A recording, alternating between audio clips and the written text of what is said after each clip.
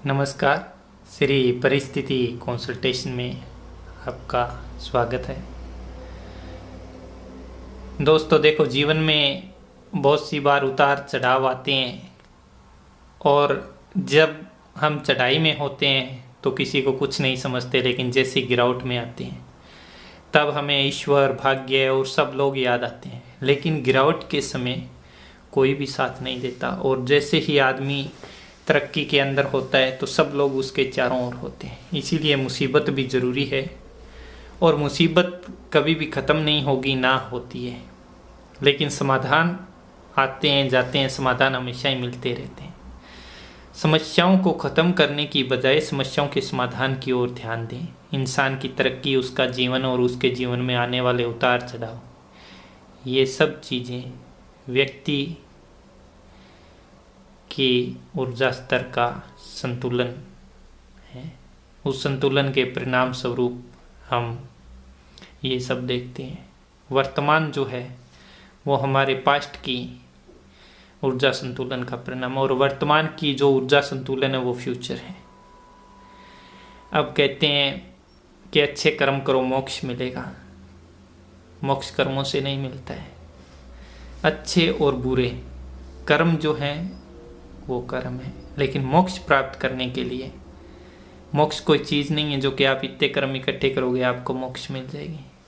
मोक्ष मुक्ति को कहते हैं। और मोक्ष, अब जैसे काफ़ी लोग कहते हैं स्वर्ग, नर्क और मोक्ष, कर्मों से सिर्फ आप स्वर्ग और नर्क के भागीदार बन सकते हो, न कि मोक्ष के। अगर अच्छे कर्म है स्वर्ग मिलेगा, बुरे कर्म है नर्क मिलेगा। मोक्ष तो चीज़ ही अलग है। मोक्ष को लेने हेतु कर्मों की जरूरत नहीं। और स्वर्ग और नरक का जहाँ तक सवाल है, हर एक अच्छे कर्म का कुछ हिस्सा बुरा भी होता है,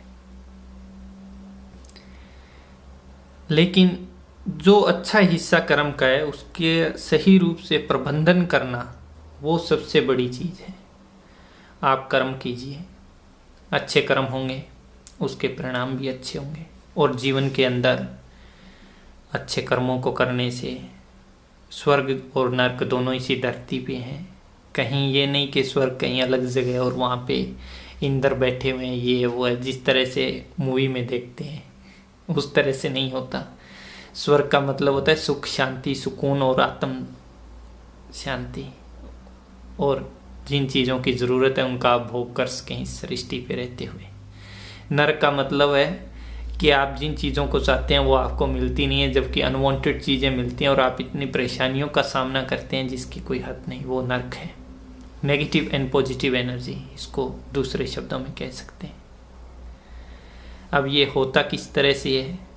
होता ये ऐसे है कि जैसे सूर्य और चंद्र तत्व में असंतुलन की वजह से सब कुछ होता है। दो चीज़ें होती है, प्लस और minus, positive and negative, stable and unstable. अब जो सूर्य तत्व है वो डार्कनेस से संबंधित है। स्टेबल तत्व है यानी स्टेबल डार्कनेस। ब्राइटनेस कभी स्टेबल नहीं रह सकती, नेवर एवर, लेकिन डार्कनेस हमेशा स्टेबल रहती है। और जो पॉजिटिव थिंग्स है वो अनस्टेबल है, स्थायी नहीं रहती। चंद्र तत्व जो है, चंद्रमा डिक्रीज और इंक्रीज होता है। इसको अगर मानव जीवन पे देखा जाए तो औरत और आदमी दो परिणाम है। आदमी जो है सूर्य तत्व से जुड़ा हुआ है, उसका व्यवहार इतना जल्दी चेंज नहीं होता, बहुत कम चेंज होता है। और वहीं पे दूसरी ओर औरत को देखो, औरत चंचल होती है, उसके स्वभाव में बार बार परिवर्तन होता है। और औरत एक माँ का रूप, एक देवी का रूप, बेटी का रूप, पत्नी का रूप, कई रूपों में होती है। तो वो चंद्र तत्व से है। और औरत का व्यवहार भी जल्दी इंक्रीज और डिक्रीज होता है, क्योंकि जैसे पूर्णमासी के नज़दीक औरतों को ज़्यादा गुस्सा आना, चिड़चिड़ापन होना, ये सब होता है। और आदमी को कम होता है, क्योंकि आदमी सूर्य तत्व का द्योतक है। आदमी उस अंधेरे का द्योतक है जो स्टेबल है, लेकिन औरत उस रोशनी की तरह है जो कभी कम और ज़्यादा होती है। Man is protection, man, women is power. आदमी एक संरक्षक का रूप है, औरत एक शक्ति का रूप है। आदमी और औरत के समन्वय से ही उनका परिवार चलता है, उनके परिवार की तरक्की निर्भर होती है। तो मेरे अनुसार जो भी मैंने 15 सालों में सीखा, देखा, रिसर्च किया, उनके अंदर सबसे ज़्यादा प्रभाव जो मैंने देखा वो देखा आदमी और औरत के जिस तरह से मिलते हैं उसी तरह से नाम और नंबर का मिलना उचित होता है। समय शक्ति के मिलन से इस ब्रह्मांड की रचना हुई, कालचक्र गतिमान हुआ, उसी तरह से जन्म तारीख से अपने नाम का मिलना, उसके समन्वय से आगे की जिंदगी चलती है। और घर की ऊर्जा का उस परिवार की ऊर्जा से समन्वय होना परिवार की तरक्की को निर्धारित करती है। तो आप अपने और या अपने दोस्तों को जो भी किसी भी समस्या से जूझ रहे हैं उनको यही कहें, निराश मत होइए। ये सब नाम घर की ऊर्जाओं का खेल है। और जब भी ग्रह आपको प्रतिकूल लगे, संबंधित ग्रह का सॉल्यूशन करें नगीनों द्वारा या यंत्र द्वारा, और अपनी ज़िंदगी में आने वाली रुकावटों को पार कीजिए।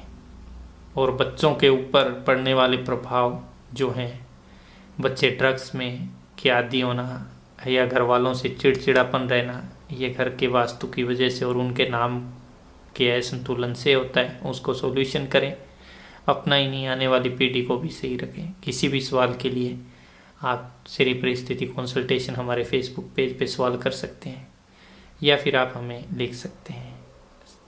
और हमारी वेबसाइट श्रीपरिस्थिति.com पे विजिट कर सकते हैं। घर जिस पे हम 40-50 लाख रुपए लगाते हैं, अगर वो सकारात्मक ऊर्जा का उत्सर्जन न करे और घाटे दिखाने लगे, वो घर भी क्या काम का। इससे अच्छा एक झोंपड़ा ही बनाओ, लेकिन इस तरह से बनाओ उसमें कम से कम रेडियो एक्टिव एलिमेंट्स हो और ज़्यादा से ज़्यादा सकारात्मक ऊर्जा हो।